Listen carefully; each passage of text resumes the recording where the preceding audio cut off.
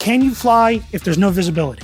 So in a helicopter, you can fly what's called IFR under instrument flight rules in instrument meteorological conditions, meaning that you can't see, basically.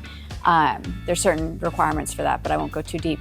So the pilot would have to be instrument rated and the aircraft would have to be instrument rated. So I have my ATP certificate, which means airline transport pilot, which means I am able to do that.